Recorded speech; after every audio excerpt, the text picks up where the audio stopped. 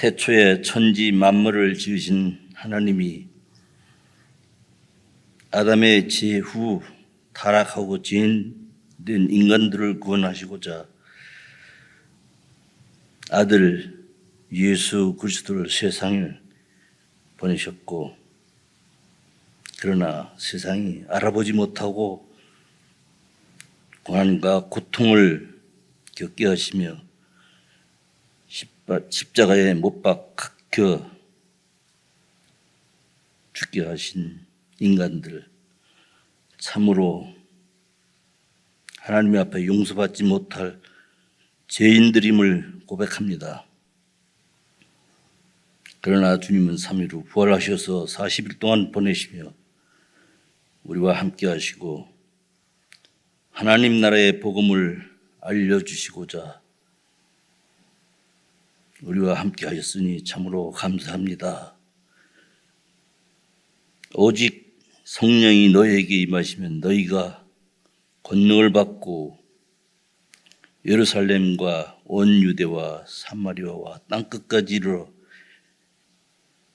내 증인이 되리라 하시고 하늘에 오르시고 하나님 우편에 앉아 계신 것을 우리가 믿고 변화되어서 이제 권능을 받고 하나님 앞에 나왔습니다. 오늘도 세계 만방에서 많은 사람들이 주님을 예배하고 기도합니다.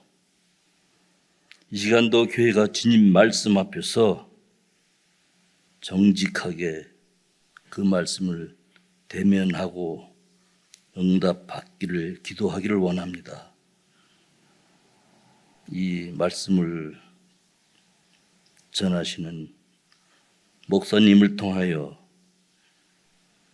교회와 각자 개인들이 하나님 앞에 선한 길로 갈 수 있도록 인도하시옵소서. 예수님의 이름으로 기도드립니다. 아멘.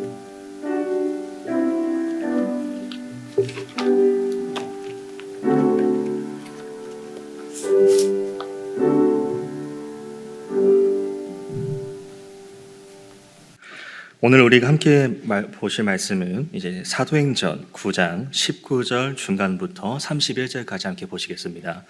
사도행전 9장 19절 중간부터 31절까지 함께 보시겠습니다.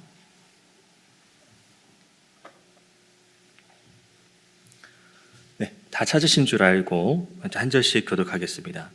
사울이 다메섹에 있는 제자들과 함께 며칠 있을 새 즉시로 각 회당에서 예수가 하나님의 아들이심을 전파하니 듣는 사람이 다 놀라 말하되 이 사람이 예루살렘에서 이 이름을 부르는 사람을 멸하려던 자가 아니냐, 여기 온 것도 그들을 결박하여 대제사장들에게 끌어가고자 함이 아니냐 하더라.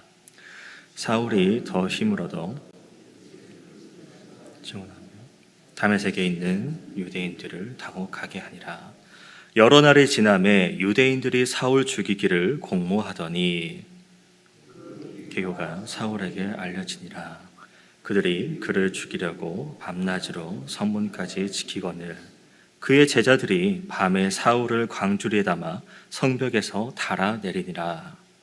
사울이 예루살렘에 가서 그 제자들을 사귀고자 하나 다 두려워하여 그가 제자됨을 믿지 아니하니 바나바가 데리고 사도들에게 가서 그가 길에서 어떻게 주를 보았는지와 주께서 그에게 말씀하신 일과 다메섹에서 그가 어떻게 예수의 이름으로 담대히 말하였는지를 전하니라. 사울이 제자들과 함께 있어 예루살렘에 출입하며 또 주 예수의 이름으로 담대히 말하고 헬라파 유대인들과 함께 말하며 변론하니 그 사람들이 죽이려고 힘쓰거늘 형제들이 알고 가이사랴로 내려가서 다소로 보내니라. 함께 읽겠습니다. 그리하여 온 유대와 갈릴리와 사마리아 교회가 평안하여 든든히 서가고 주를 경외함과 성령의 위로로 진행하여 수가 더 많아지니라. 아멘. 이제 여기가 그 9장의 중간 부분인데요. 어제 개인적으로 각자 묵상을 하셨겠지만 어제 말씀을 잠깐 이제 정리해서 말씀을 드리면 이제 스데반의 그 순교 이후에 교회에는 큰 박해가 일어났습니다. 그래서 사도 외에는 이 믿는 자들이 유대, 사마리아 모든 땅으로 이제 흩어졌고요. 그래서 사울은 이제 교회를 없애기 위해서 이제 집에 들어가서 이제 그 남녀 가릴 것 없이 그들을 잡아서 감옥에 가뒀습니다. 그런데 여기 예루살렘만 이제 사울의 입장에서는 어떻게 해요? 정화라는 표현을 해야 될까요? 이제 그리스도인들을 정화하는 작업을 마쳤다고 한다면 여기서 그치는 것이 아니라 이제 다른 나라에까지 사울은 관심을 가졌다는 것이죠. 그래서 대제사장에게 9장 2절 말씀인데 다메섹 여러 회당에 가져갈 공문을 써달라고 요청을 합니다. 그러니까 예루살렘에만 그 박해에 그치는 것이 아니라 저희 흩어진 저들까지도 내가 잡아오겠다라는 정말 유대교의 그 충실하는 사울의 모습이죠. 그래서 사마리아를 넘어서 다메섹에까지 추격을 하고요. 근데 다메섹에 가까워졌을 때 예수님의 환상을 보게 되고 3일 동안 눈이 멀게 되고, 그래서 예수님은 그곳에 있는 아나니아라는 제자를 통해서 사울에게 이제 안수를 하고, 그리고 사울의 눈이 뜨이고, 그 이후에 사울은 예수를 핍박하던 모습에서 이제 예수를 전하는 완전히 상반된 모습을 보여주기 시작합니다. 그래서 사울의 눈에서 비늘 같은 것이 떨어졌다는 그 표현을 통해서 이제 그동안 잘못된 세계관과 잘못된 종교에 묶여있던 사울이 이제 뭔가 벗어난다는, 새 인생을 시작한다는 이제 그런 부분으로 볼 수 있겠는데요. 이제 그렇게 사울이 변화되고 이제 다메섹으로 들어와서 다메섹에 있는 제자들과 며칠 동안 있는다는 장면이 오늘 19절부터 시작을 합니다. 그리고 사울이 다메섹에서 며칠 동안 제자들과 있으면서 20절 즉시로 각 회당에서 예수가 하나님의 아들이라 라고 전파를 합니다.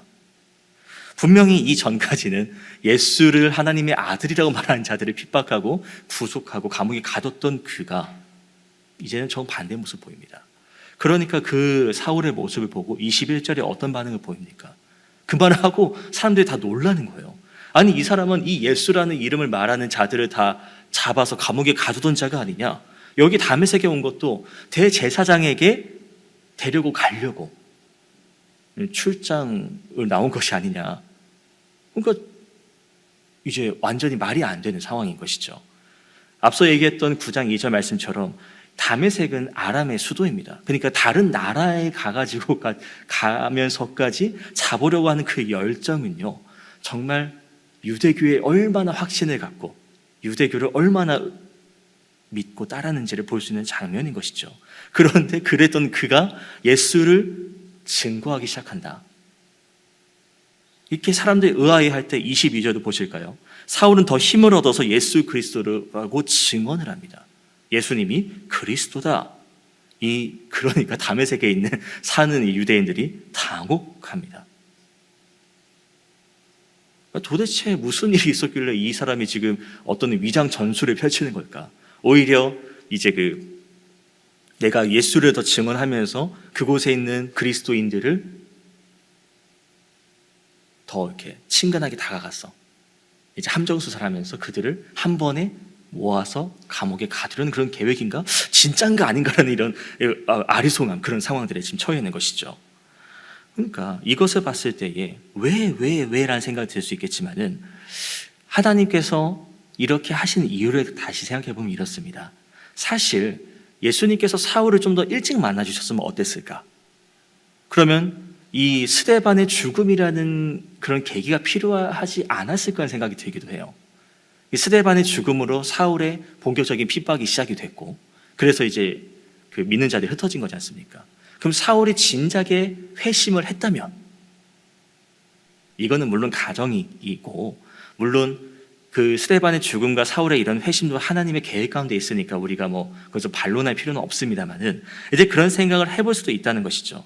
그런데 이렇게 하는 하나님께서, 예수님께서 이렇게 계획을 세우신 것은 사울이 얼마나 유대교에 충성된 사람이고 얼마나 기독교를 증오, 핍박하는 사람인가를 이렇게 극단적으로 보여주시기 위해서 이런 이제 장치들을 하셨다라고 생각할 수 있겠고요. 그러니까 이렇게 기독교를 증오하던 사람이 급격하게 회심해서 예수를 증언한다. 이거는 유대교가 단번에 잘못됐다라고 유대교를 믿는 유대인들에게 보여줄 수 있는 하나의 장치이고요. 그러니까 유대교를 믿는 사람들이 아니 저렇게 충실한 자가 저렇게 충성된 사람이 어떻게 저 기독교로 바뀌었을까? 기독교가 뭐길래? 약간 이런 궁금증을 유발할 수도 있는 하나님은 예수님은 이제 그렇게 상황을 만들어 나가신다라는 겁니다. 그래서 23절도 보시면 이렇습니다. 이제 여러 날이 지나매라고 시작을 하는데요. 여기서는 이제 그 19절에 아까 며칠 있을새와는 좀 다른 날짜의 개념이라고 봐주시면 좋을 것 같습니다. 왜냐하면 여기는 안 나와 있지만 이제 갈라디아서 1장 16절부터 이제 18절까지 말씀 보시면은 이제 이 사울이 이제 여기 다메섹에서만 계속 전도를 한 게 아니라 아라비아로 내려갔다라는 말씀이 등장을 합니다. 그리고 그 아라비아에서 복음을 전하는데 그 갈라디아서 1장 18절에 내가 3년 만에라는 표현이 나와요. 그러니까 이 다메섹에서도 이렇게 말씀을 전하고 그 다메섹에서 내려가서 아라비아라는 지역에서도 복음을 전했고 그리고 다메섹에 돌아와서 이제 예루살렘으로 간다는 내용인 것인데 그 기간 동안 지금 사울이 뭔가 이제 잡히진 않았다라는 예루살렘에 들어간 것도 아니니까 그 유대교에 충실했던 사울이 예수를 그리스도라고 증언하고 아라비아에 가서도 복음을 전하고 있으니까 이거 가만히 두다가는 우리 유대교가 또 흔들릴 수 있겠다. 그런 생각을 이 종교 지도자들은 했던 것으로 보여집니다. 그래서 여러 날이 지남에 어떻게 합니까? 그 사울을 죽이기를 공모했다라고 기록하고 있죠. 오랜 기간 동안 그 사울이 잠깐 정신이 좀 나간 걸까? 아니면 정말 위장 전술을 펼치는 걸까? 그거를 좀 지켜보다가 가만 보니까 얘가 정말 회심한 거다. 정말 유대교 입장에서는 변절된 사람이다. 안 되겠다. 얘를 가만히 뒀다가는 우리 유대교가 위험해질 수 있겠다. 그래서 죽이기를 공모한 것이죠. 그러니까 얼마나 이 사울이 말을 잘했으면, 얼마나 논리적으로 구약의 그 스데반처럼 말씀을 잘 전했으면 자기들이 위협을 느꼈을까라는 생각이 들기도 하고요. 그러니까 밤낮으로 성문을 지키면서 사울이란 자가 오게 되면은 잡아라, 죽여라. 그래서 어떻게 합니까? 지금 이 사울은 그 당시에 성 안에 있던 것으로 보여집니다. 그래서 제자들의 도움을 받아서 광줄에 담겨 성 밖으로 나가서 예루살렘에 향했다라고 성경은 이야기하죠. 이 광주리에 담겨서 나갔다라는 것도 그냥 이동해서 그게 뭐가 문제냐 할 수도 있겠지만 이제 그 당시 문화를 좀 생각해 보면 이제 성이라는 구조가 있고요. 그리고 그 땅을 점령하고 침범하게 하기 위해서는 성을 타고 올라가서 점령을 해야 됩니다. 그러니까 성문을 올라가고 성문을 열고 성벽을 타고 올라간다라는 것은 이제 내가 그 위대한, 내가 그만큼 대단한 사람이라는, 내가 어느 정도 높은 존재라고 증명할 수 있는 그런 수단이라는 겁니다. 근데 그 높은 자리에서 성 밖을 나가기 위해서 광주에 타고 내려갔다. 그 높은 자리에서, 그 지위에서, 그만큼 내가 명성을 얻을 수 있는 자리에서 내려왔다라는 것은 사람적으로 봤을 때는, 인간적으로 봤을 때는 좀 불명예스러운 모습으로 보여질 수 있습니다. 하지만 이 사울은 내 인간적인 명예, 어떤 권위, 그런 게 중요한 게 아니라 예수님의 그 복음을 전하기 위해 온전히 집중하는 모습입니다. 그래서 내가 광주리 타고 몰래 도망가는 거, 성벽을 타고 내려가는 그런 거는 나에게는 전혀 부끄러움이 없는 모습이라는 것이죠. 그래서 제자들의 도움받아서 성 밖으로 광주에 타고 내려가서 예루살렘으로 향하고요. 그리고 26절을 보시면 이제 그 예루살렘에서 나도 이제 예수님 믿는 사람이니까 기독교인을 만나서 사귀려고 합니다. 제자들을 만나려고 하는데 문제는 뭐죠? 이 사울의 그 악명이죠. 제자들이, 믿는 사람들이 사울을 두려워합니다. 물론 잠깐 그 사도행전 4장이죠. 빌립이 사마리아에서 복음을 전도한 사건을 떠올려 보면 빌립이 사마리아에서 복음을 전하고 그리고 그것을 소식에 들어서 예루살렘에서 베드로와 요한 사도들을 보낸 것을 생각해 보면 복음이 전파되고 있다는 소식을 예루살렘에 있는 사람들은 듣고 있다는 것이죠. 그러니까 앞서 얘기했던 그 3년 동안 사울이 이제 다메섹에서도 복음을 전했고 아라비아에서도 복음을 전했다. 그럼 그 긴 기간 동안 복음을 전했다는 소식을 들었을까 못 들었을까? 저는 아마 들었다라 생각을 합니다. 그러면은 사울이라는 사람이 복음을 전했다. 그럼 이 사람이 뭔가 좀 변화가 있다고도 할 수 있지 않겠습니까? 근데 그것을 들었다 한들 믿지를 못하는 것이죠. 왜? 이미 예루살렘에 있는 제자들입니다. 그러면 사울이 예루살렘에서 어떻게 했는지를 너무 잘 알고 있습니다. 각 집에 찾아가서 남녀노소 상관없이 그냥 기독교인이 그러면 감옥에 가뒀던 그 모습, 죽이려고 작정한 그 모습을 생각해 보면 저 사람이 예수님을 믿는다고? 저거 거짓말 아닌가? 의심, 걱정, 불안, 이런 생각들이 계속 들어가 있는 것이죠. 그래서 그가 뭐 제자 됐다? 난 절대 못 믿는다. 불안해합니다. 그런데 물론 이때 이 교회들이 받아들이지 못한다 하더라도 하나님께서는 사울을 또 다른 방향으로 인도하셨겠죠. 근데 이것 또한 앞서 얘기했던 가정이니까 이것은 버리고 이 사울을 돕는 자가 있었습니다. 그게 이제 26절 이후에 나오는 바나바라는 사람인데요. 앞서 얘기했던 그 아나니아라는 그 제자의 안수로 사울이 눈을 뜨게 되었고, 여기서는 바나바라는 이 사람이 사울을 도움으로 사울이 그 교회 공동체 안에 잘 스며들 수 있도록 도와주는 장면이 나옵니다. 그러니까 이 바나바는 우리가 또 잘 아는 인물입니다. 그 땅을 팔아서 그 재산을 교회에 나눈 사람이기도 하고, 그리고 바나바, 위로하는 자라는 이름을 가진 사람으로서 사람들을 격려하고 위로하고 많이 돕고, 또 이후에는 또 바울과 바나바 그래가지고 바울과 함께 이제 전도 여행을 떠난 사람이기도 하고, 그러니까 이런 장면들을 보면 이 바나바는 정말로 그 교회 안에서, 그 공동체 안에서 인정받는 사람, 대우받는 사람이라고 해야 될까요? 이제 그런 사람입니다. 그런데 또 이 사람의 입장에서 이 사울을 옹호한다라는 것은요, 아무리 교회에서 인정받는 사람이라 한들 우리를 핍박하는 자를 쉽게 옹호한다는 게 말이 되냐라는 거죠. 혹시 당신도 이 사울과 뭔가 이런 의심. 근데 이 바나바의 모습을 보면은 우리는 또 배울 수 있는 게 이런 장면입니다. 과거가 불안한, 과거가 의심되는, 이 사람이 쉽게 변했다고 의심할 수 있는 사람들이 우리에게 다가올 수 있습니다. 나 이제 예수님 믿기로 했다. 나 이제 교회 다니기로 했다. 혹시 내가 당신에게 전에는 그렇게 당신을 핍박하고 당신을 증오했던 사람이지만 내가 이제 회심해서 당신의 교회에 가도 되겠느냐? 그럴 때 우리는 어떤 반응을 보일 수 있을까요? 그래? 그럼 우리 교회 가보자. 1번. 네가 나를 증오한 모습을 내가 아직도 떠오르고 있는데 우리 교회 오겠다고? 난 납득 못한다. 2번. 우리는 주로 어떤 반응을 보이겠습니까? 바나바는 이 초대교회 사람들이 그 사울의 예전 모습을 알고 두려워하는 것을 보고도 그 사람을 위로하기 위해서, 사울도 위로하고 교회 사람들을 위로하기 위해서 사울이 어떤 사람인지를 증언합니다. 그게 27절 말씀이죠. 그가 길에서 어떻게 주를 보았는지, 주께서 그에게 말씀하신 일과 다메섹에서 그가 어떻게 예수의 이름으로 담대히 말했는지를 그 사도들 앞에서 증언합니다. 이게 문제가 뭐냐면, 만약 잘못되면 사울이 변심해서 이제 우리를 다 고발해버리면 그 책임은 누가 집니까? 바나바가 져야 되는 거예요. 그래도 바나바는 그 사울의 행적을 보고 듣고 믿고 이제 그 믿음으로 나아가서 그 교회 공동체 안에 들어갈 수 있도록 사도들에게 가서 증언을 하는 것이죠. 그 증언이 참 다행이었던 것이 그 28절도 보면 이제 사울의 제자들과 함께 지내고요. 29절에 이제 헬라파 유대인들과 논쟁을 하기도 하고요. 그러니까 이제 경계했던 그 제자들의 모습에서 이제는 한 공동체로서 사울을 받아주기 시작했다는 겁니다. 바나바가 사울을 도왔기 때문에. 그러니까 이런 모습을 보면 우리도 그렇습니다. 외로워하는 자, 좀 뭔가 동떨어 있는 자, 힘든 사람, 지친 사람들에게 우리가 위로하는 자라는 이름을 불리는 바나바처럼 우리 또한 가서 위로하고 돕고 할 수 있는 사람이 되어야 된다는 것이죠.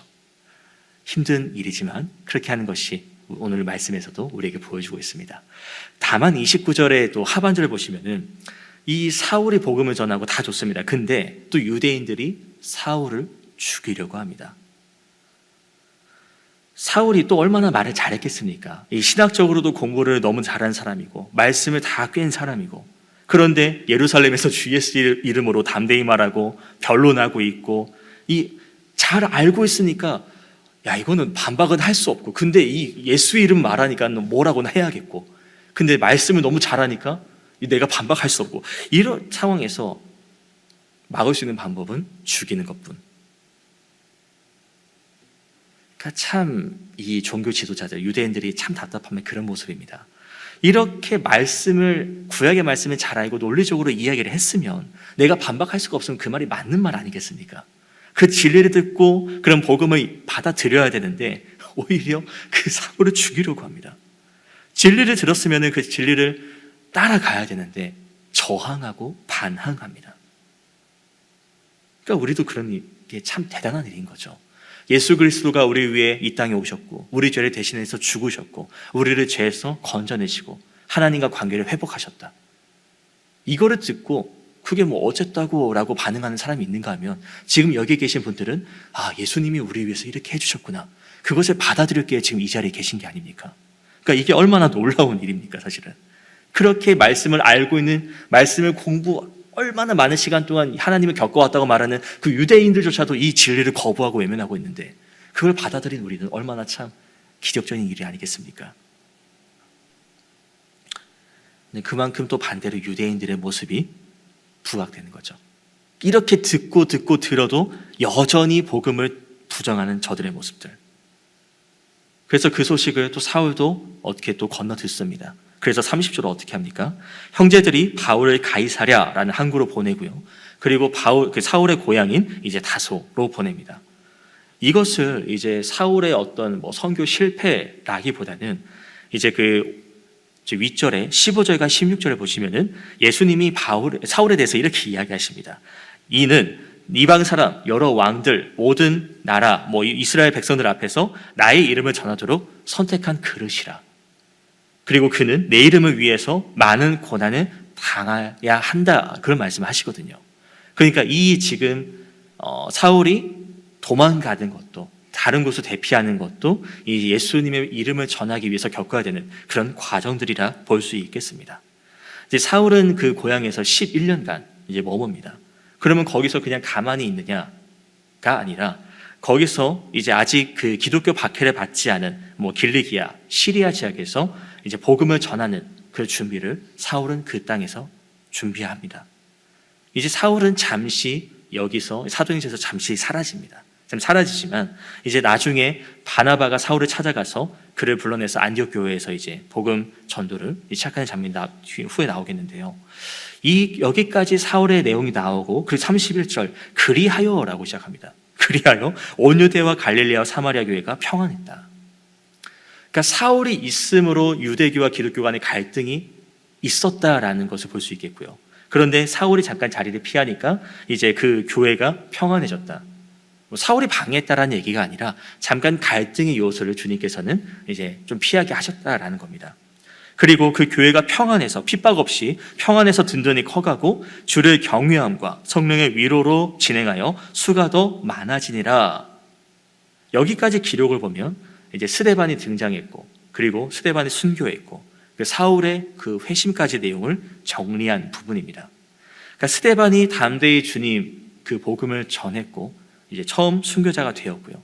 그 제자들이 믿음의 박해를 받았지만 그래도 그 집사들과 제자들이 다른 지역으로 또 이제 대피하면서 또 그 땅 가운데 복음을 전하고 결국 주님께서 말씀하신 온 유대 사마리아 땅끝까지 복음을 전하라는 그 말씀이 진행이 되었다는 것이고, 에티오피아, 아라비아, 그리고 다메섹 이런 지역들까지, 그리고 더 나아가서는 이제 길리기아와 시리아까지도 그 복음이 전해지게 될 겁니다. 박해로 시작한 기독교입니다. 하지만 그 박해가 기독교를 오히려 더 성장케 하는 모습을 우리는 볼 수 있다는 것이고요.